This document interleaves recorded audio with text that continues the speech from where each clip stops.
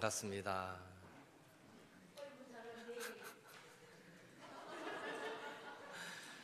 오늘 찬양 중에 우리 권호성 권사님이 은혜를 최고로 많이 받은 것 같습니다. 막 지휘자 어깨도 쳐주고. 좋습니다. 다 동일한 마음이라고 여겨집니다. 여러분, 중꺽마, 발음이 좀 어렵습니다. 중꺽마라는 말을 들어보셨습니까? 누가 얘라고 하셨습니까? 중꺽마. 중요한 것은 꺾이지 않는 마음. 중꺽마. 중요한 것은 꺾이지 않는 마음의 줄임말입니다. 이 신조어는요, 2022년 겨울에 유행하게 되었는데요. 2022년 리그 오브 레전드라는 게임이 있습니다. 롤이라고 하는데요. 그 롤 세계 챔피언십 그 대회에 여러분 게임 대회라고 해서 무시하면 안 됩니다. 작년 롤 세계 챔피언십 대회의 우승 상금이 얼마였는지 여러분 한번 생각해 보십시오. 우승 상금이요 200만 달러. 우승한 팀에게 약 28억이 주어졌습니다. 그러니까 다 프로게이머 이제 열심히 되겠다고 꿈을 키우기도 하죠. 게임 몇 판 잘하면요. 우리는 그래 생각하지만 그분들은 그게 아니겠지만 우리 생각이 그렇잖아요. 게임 몇 번 잘해가 이기면 우승하면 28억을 받아요. 그런 대회에서 2022년 우승했던 이 프로게이머 김혁규 선수의 인터뷰에서 중꺽마라는 말이 유행하게 되었습니다. 그 팀이 1라운드에서는 졌어요. 한 번 진다고 완전 떨어지는 건 아니었으니까요.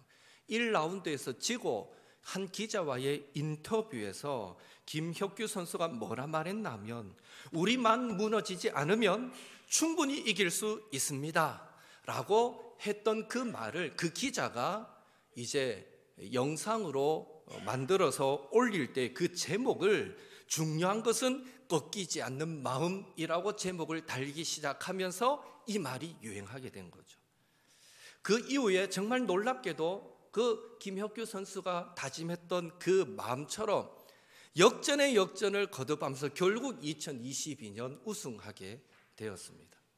물론 그 해에 또 월드컵도 있었죠. 그래서 16강전에서 기적처럼 이겼습니까?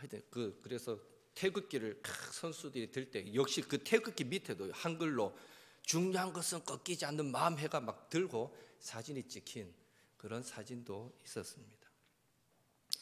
그 이후 지금까지 중꺽마라는 표현은요, 다양한 분야에서 포기하지 않고 도전하며 현재 상황에 매몰되지 않고 꾸준히 앞으로 나아가야 함을 일깨워주는 그런 말로서 유행어처럼 사용하고 있습니다. 인생의 문제를 그대로 두면 문제인 상태로 남아있을 뿐이고 그 문제를 회피하면 문제는 사라지지 않으니 포기하지 않는 마음이 중요하다라고 외치는 이 세상 사람들 앞에서 우리 그리스도인들은 어떠해야 하겠습니까? 성도야말로 어떤 상황에서도 꺾이지 않고 어떤 어려움과 고난 속에서도 포기하지 않는 마음이 필요한데요. 특별히 우리의 기도가 그러해야 합니다. 성도는 어떤 어려움과 방해가 있더라도 하나님 앞으로 나아가는 그 기도를 포기할 수 없는 것입니다. 기도야말로 모든 상황을 역전시키는 가장 강력한 무기가 되기 때문입니다. 여러분, 기도하는 사람이라는 말을 들으면 무엇이 생각나십니까? 우리 주변에는 다소 기도를 부정적으로 보는 사람들도 많습니다. 이들은 기도를 맹목적이고 기복적인 그런 행위로 치부합니다. 기도가 맹목적이다라고 생각하는 사람은 이성이나 논리를 무시한 채 신비한 체험을 추구하는 행위로 생각하고요, 자신이 처한 상황을 객관적으로 보지 않고 그것을 회피하고자 초월자에게 의지한다라고 생각합니다. 기도를 맹목적으로 보는 사람은 그렇게 생각합니다. 반면 또 기도를 기복적이다라고 생각하는 사람들은 기도를 자신이 원하는 바를 손쉽게 이루기 위한 하나의 주술적인 행위로 치부합니다. 그렇다면 기도의 사람이었던 다니엘은 기도를 어떻게 생각했겠습니까? 성경을 통해서 알 수 있는 것은 다니엘의 기도는 결코 맹목적이지도 기복적이지도 않았다는 것입니다. 다니엘은 기도하기 어려운 상황에서도 하루에 3번 쉬지 않고 기도했으며, 기도로 인해서 핍박받을 수 있는 상황에서조차도 하나님께 하루 3번 쉬지 않고 기도했습니다. 만약 다니엘이 기도를 맹목적이면서도 기복적이다라고 생각했다면 자신을 둘러싼 어려운 상황 속에서 그는 결코 기도하지 못했을 것입니다. 그는 하나님 앞에 기도하기를 포기하고 말았을 것입니다. 그러나 다니엘이 핍박받을 수 있는 상황에서도 기도의 끈을 놓지 않았다라는 것은 다니엘에게 있어 기도는 하나님을 향한 굳건한 신념이었다라고 말할 수 있는 것입니다. 다니엘서 6장을 보면 다니엘을 시기하던 사람들이 다니엘을 함정에 빠뜨리고 싶어서, 그래서 어떻게 하면 저 다니엘을 제거할 수 있을까? 그 다니엘의 허물을 찾아내고자 했지만 허물을 찾을 수가 없었습니다. 그러자 그들은 왕을 꾀어서 이상한 법을 공포하게 만들죠. 그것은 지금부터 30일 동안 왕 외에 그 어떤 신이나 그 어떤 사람에게도 기도하는 자는 사자굴에 던져 넣는다라는 내용의 조서였습니다. 그렇다면 다니엘이 이 어려움을 피할 방법은 무엇이겠습니까? 간단합니다. 기도하지 않으면 됩니다. 그것도 평생 기도하지 않는 것이 아니라 눈 딱 감고 30일만 기도하지 않으면 됩니다. 그러면 생명의 위협을 느낄 일도 없고 현재 누리고 있던 그 영광과 권세도 그대로 보장받을 수 있었습니다. 그러나 중요한 사실은 다니엘이 30일 동안 눈 딱 감고 기도하지 않기로 그렇게 타협하는 순간 그것이 그의 평생의 올무가 되어서 자신을 시기하고 쓰러뜨리려는 정적들의 공격은 결코 사라지지 않을 것이며, 그와 비슷한 공격은 틈틈이 계속해서 이어져 다니엘을 괴롭히게 될 것이다 라는 것입니다. 다시 말해 문제는 피하는 것이 기도를 멈추는 것이 문제를 해결하는 근본적인 방법이 아니라는 것입니다. 기도하기를 멈추면 오히려 문제는 더 크고 더 강한 적군이 되어서 자신을 옭아맬 것을 다니엘은 잘 알았기에 문제 앞에 멈춰서지 않았습니다. 오히려 기도를 통해서 그 인생의 문제를 정면 돌파하기로 작정했던 것입니다. 그 결과가 어떻게 되었습니까? 다니엘서 6장을 보면 다니엘이 기도를 멈추지 않았음에도 처음에는 하나님의 기적은 일어나지 않았습니다. 오히려 붙들려서 사자굴 속에 던져졌습니다. 그 순간 기도를 멈추지 않은 다니엘의 행동이 어리석고 무지한 행동처럼 보여졌을 것입니다. 모두가 그렇게 생각했을 것입니다. 그러나 하나님의 역사는 우리가 잘 아는 대로 사자굴 속에서 일어났습니다.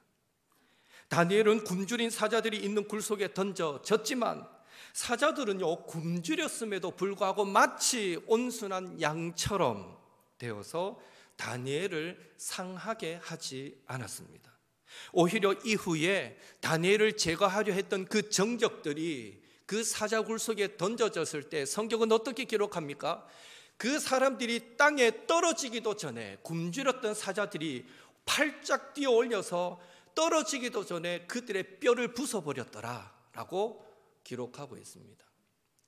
일반적이었다면 다니엘도 던져졌을 때 그랬어야만 합니다. 굶주린 사자였으니까. 그러나 기도하기를 멈추지 않았던 다니엘, 사자굴 속에 던져지는 순간까지 정말 내 기도가 너무 무모했었던 기도였는가 싶었던 다니엘이었지만 그 사자굴 속에서 다니엘은 하나님의 기적을 맛보았던 것입니다. 그리고 그 모든 일들로 인해서 다리오 왕까지, 이방 나라의 왕까지 하나님을 높이고 하나님께 영광 돌렸던 것입니다. 이렇듯 기도는 우리 그리스도인의 가장 고상한 행위이고 모든 상황을 역전시키는 유일무이한 무기입니다. 다니엘은 그러한 기도의 능력을 우리에게 잘 보여주었습니다. 그렇다면 오늘을 살아가는 저와 여러분은 어떻게 기도하고 있습니까? 다니엘이 기도를 통해 오늘 우리에게 주는 도전은 무엇이겠습니까? 크게 세 가지를 함께 나누고 싶습니다. 첫째, 우리도 다니엘처럼 기도가 최선의 방법임을 믿어야 합니다. 다리오 왕은 나라를 통치하기 위해서 고관 120명을 선발하고 그들 위에 총리 3사람을 두었는데 그 총리 3사람 중에 한 사람이 다니엘이었습니다.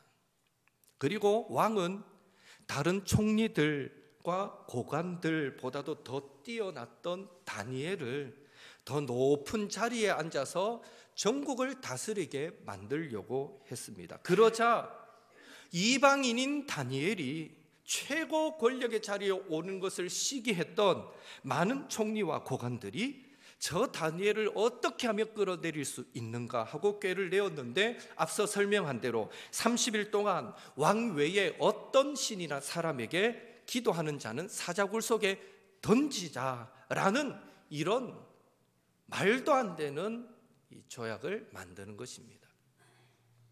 다리오 왕은 자기를 높이고 숭배하겠다는데 거절할 일이 뭐가 있겠습니까? 쉽게 승낙하고 말았습니다.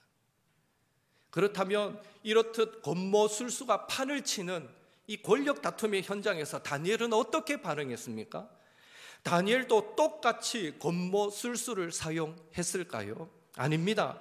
30일 동안 왕 외에 다른 신에게, 다른 사람에게 기도하는 자는 사자굴 속에 던져진다라는 이 조서에 왕의 도장이 꽝 하고 찍힌 것을 알고도 다니엘은 하나님께 기도했습니다. 다니엘은 최고 권력의 자리에 오르기 위해, 그리고 그 자리를 지키기 위해 인간의 지혜와 인간의 방법을 사용하지 않았습니다. 왜 그랬을까요? 왜 그랬을까요? 기도의 사람 다니엘은요, 이미 왕의 인정을 받는 그 자리에 오르기까지 자신의 인생의 문제를 해결하는 가장 좋은 방법이 하나님께 기도하는 것이었다라는 것을 그는 삶으로 체득했기 때문입니다. 이전에도 수많은 위협과 문제 속에서 다니엘이 드린 기도가 빛을 발했듯이 이번에도 다니엘은 기도가 빛을 발할 것을 믿었던 것입니다. 성경을 보면 곳곳에 기도의 중요성을 강조합니다. 대표적인 구절을 찾아보려고 성경을 이렇게 보는데 기도를 강조하는 구절이 수백 구절도 더 넘어서 이거는 어느 한 구절을 설명하기보다는 성경이 영적 전쟁에서 우리가 승리할 수 있는 가장 탁월한 무기가 기도라는 것을 말해주는구나 라고만 제가 말하고 싶었습니다. 심지어 예수님조차도 우리는 어찌하여 그 귀신을 쫓아내지 못했습니까? 라고 묻는 제자들에게 마가복음 9장 29절에서 기도 외에는 다른 것으로는 이런 종류가 나갈 수 없느니라. 기도 외에는 절대 능력이 나갈 수 없다라고 예수님도 말씀해 주셨습니다. 인생의 문제 앞에 우리가 취할 수 있는 가장 좋은 방법, 가장 지혜롭고 확실한 대안은 기도인 것입니다. 문제는 많은 성도가 이를 인정하지 않는다는 것입니다. 많은 그리스도인들이 영적 전쟁에서 쉽사리 기도하지 못합니다. 말로는 기도가 중요하다라고 말하지만 실제로는 기도하지 않습니다. 기도보다는 내 앞에 놓인 권력, 어떤 수단, 나의 지혜를 더 의지합니다. 또한 기도하는 습관이 되어 있지 않아서 기도하지 못하고요, 기도하기를 힘들어하고요, 심지어 시간 낭비까지는 아니더라도 기도한다고 되겠어? 기도를 의미 없게 여기기도 합니다. 오늘 기도를 대하는 저와 여러분의 자세는 어떠합니까? 바라기는 기도의 능력을 믿었던 다니엘처럼 기도야말로 성도가 인생의 문제 앞에서 취할 수 있는 가장 탁월한 선택이고 가장 탁월한 대안임을 믿으시고, 다른 방법들을 모색하기에 앞서서 가장 먼저 기도하심으로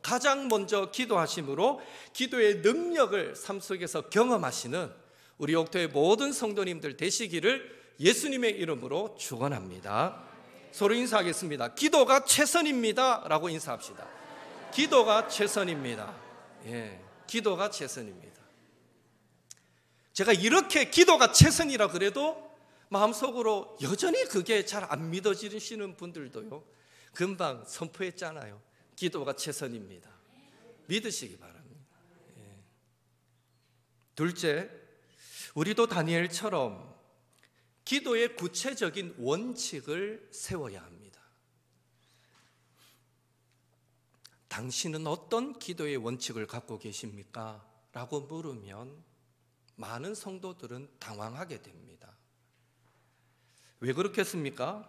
많은 경우 우리의 기도는 원칙을 따르지 않고 필요를 따르기 때문입니다.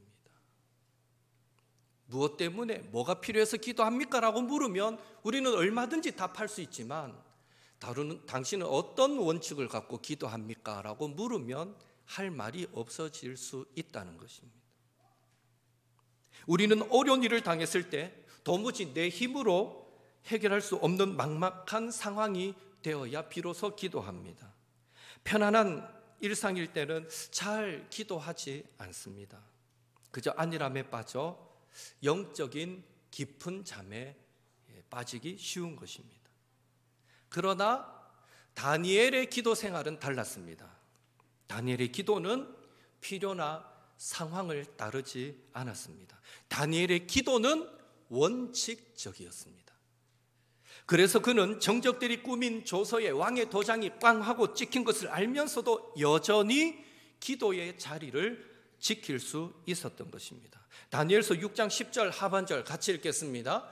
전에 하던 대로 하루 3번씩 무릎을 꿇고 기도하며 그의 하나님께 감사하였더라. 아멘. 다니엘의 기도는 순조로운 일상에 찾아온 불청객이 아니었습니다. 문제가 발생했기에 어쩔 수 없이 들여놓은 불편한 손님도 아니었습니다. 다니엘은 하루에 3번 기도했습니다. 그는 늘 무릎을 꿇었습니다. 다니엘에게 기도는 가장 친근한 친구였습니다. 하루 3번 무릎을 꿇는 기도, 하나님을 찬양하며 감사하는 것, 이것이 다니엘이 세운 기도의 원칙이었고, 그런 의미에서 다니엘에게 있어 기도는 그의 삶 자체였습니다. 그리스도인이라면 누구나 기도할 수 있습니다. 그러나 기도를 삶의 원칙으로 삼는 사람은 드뭅니다. 다니엘의 정적들이 조서를 꾸려 기도하지 못하게 만들었을 때 그 조서 때문에 기도하다가 고발당한 사람이 과연 몇 명이나 되었습니까? 성경은 기도하다가 붙들려 사자굴 속으로 던져진 사람으로 다니엘 한 사람만을 소개해주고 있습니다. 오직 다니엘 한 사람만이 원칙을 가지고 기도하며 그 암울한 포로기에 기도의 등불을 밝혔던 것입니다. 그랬을 때 하나님도 사자굴 속에 던져져도 해를 입지 않도록 역사해 주셨던 것이죠. 우리 옥토의 성도님들도 이제부터는요, 다니엘처럼 필요나 환경에 따라 기도하지 마시고 꺾이지 않는 원칙을 세워 기도하시기 바랍니다. 시대를 깨우고 하나님의 영광을 드러내며 하나님의 위대하심과 하나님의 살아계심과 하나님의 능력을 드러내야 할 사명이 저와 여러분에게 있기 때문입니다. 우리의 삶에 녹여낼 기도의 습관을 세워가십시오. 누구나 기도할 수 있지만 그 기도가 필요나 상황을 따라가지 않고 원칙이 되고 삶이 되는 것은 아무나 할 수 없는 것입니다. 기도가 꺾이지 않는 원칙이 될 때 그 기도는 저와 여러분의 삶을 사명으로 이끌 것이고 마침내 영적 전쟁에서 이 땅에서의 하루하루의 삶을 승리하게 만들어 줄 줄로 믿습니다. 이런 기도의 사람이 되시기를 예수님의 이름으로 축원합니다. 우리 한 번 더 인사할까요? 기도가 꺾이지 않는 원칙이 되게 합시다. 이렇게 인사합시다. 기도가 꺾이지 않는 원칙이 되게 합시다. 예. 어떤 순간에서도 바뀔 수 없는 불변하는 원칙. 꼭 그랬으면 좋겠습니다. 셋째로, 우리도 다니엘처럼 하나님의 말씀, 성경에 의지하여 기도해야 합니다. 세상 사람들, 세속의 종교인들도 기도합니다. 우리만 기도하는 게 아니에요. 인간을 정의하는 말 중에 호모 페카토르라는 말이 있습니다. 기도하는 존재라는 의미입니다. 인간의 존재에서 기도를 빼놓을 수 없다는 것이죠. 기도는 인간의 본능인 것입니다. 그렇다면 그리스도인의 기도는 세상 사람들의 기도와 어떻게 달라야 하겠습니까? 다니엘서 6장 10절 상반절 말씀을 함께 읽겠습니다. 다니엘이 이 조서에 왕의 도장이 찍힌 것을 알고도 자기 집에 돌아가서는 윗방에 올라가 예루살렘으로 향한 창문을 열고, 지금 모든 사람들이 왕의 조서 때문에 다리오 왕에게만 기도하고 있습니다. 왜 이 조서가 나오게 되었습니까? 다니엘 한 사람을 때려잡겠다고 정적들이 계략을 꾸몄기 때문입니다. 그래서요, 다른 사람은 몰라도, 다른 사람은 또 다른 신에게 기도하든 말든 어쩌면 눈 감아줄 수 있었을 거예요. 다른 사람은 몰라도 다니엘은 그 주변에 다니엘의 허물을 찾아내고자 하는 사람들이 도처에 숨어 있어서 그를 지켜보고 있었을 것입니다. 따라서 다니엘이 전에 하던 대로 예루살렘을 향하여 창문을 열고 무릎을 꿇고 하나님께 기도하면 금방 들키고 말 것이기 때문에 창문을 열지 않고 숨어서 기도할 수도 있었을 것입니다. 그리고 숨어서 기도하더라도요, 누가 잘못됐다고 말할 사람 아무도 없고요, 어쩌면 대부분의 사람들은 그래, 그게 지혜로운 행동이야 라고 말해 주었을 것입니다. 그러나 우리가 아는 대로 다니엘은 숨어서 기도하지 않았습니다. 조서에 왕의 도장이 찍힌 것을 알고도 다니엘은 여전히 하루에 3번 창문을 활짝 열고 예루살렘을 향하여 하나님께 기도했던 것입니다. 왜 다니엘은 누가 봐도 무모해 보이는 그런 기도를 했을까요? 이유는 간단합니다. 그 위협의 순간에조차 다니엘의 기도의 대상은 오직 하나님 한 분뿐이었기 때문입니다. 그리고 다니엘이 하나님께만 기도했다라는 것은 다니엘은 말씀에, 약속의 말씀에 의지하여 기도했다라는 것을 증명해 주기도 합니다.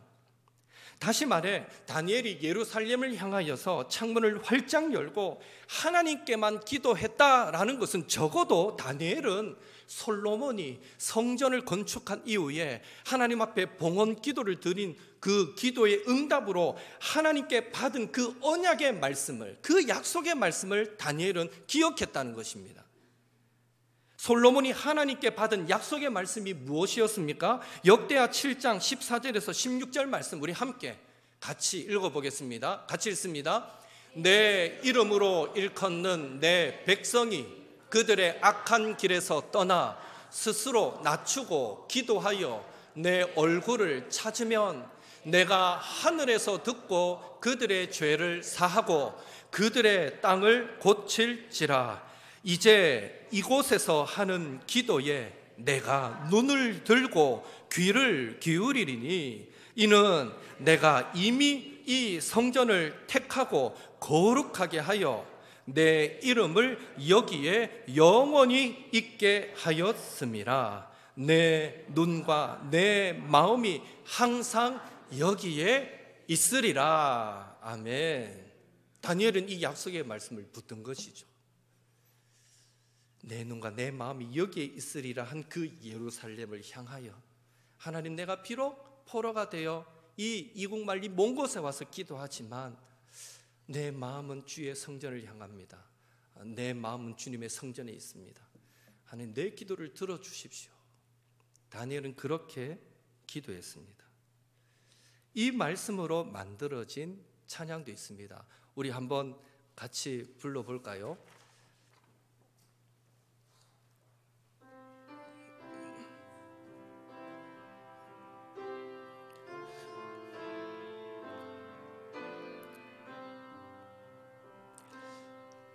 내 이름으로 일컫는 내 백성이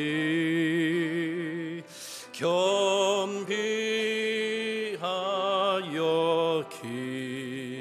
기도하여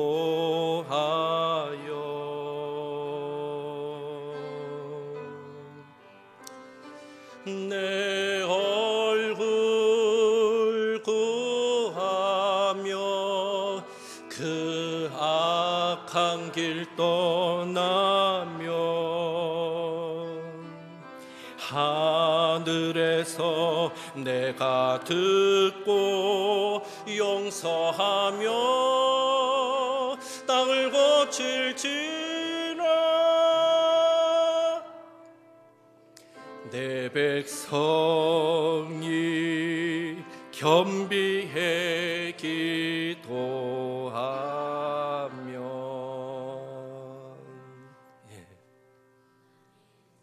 내 얼굴 구하며 그 악한 길 떠나면 하늘에서 듣고 용서하며 땅을 고칠지라.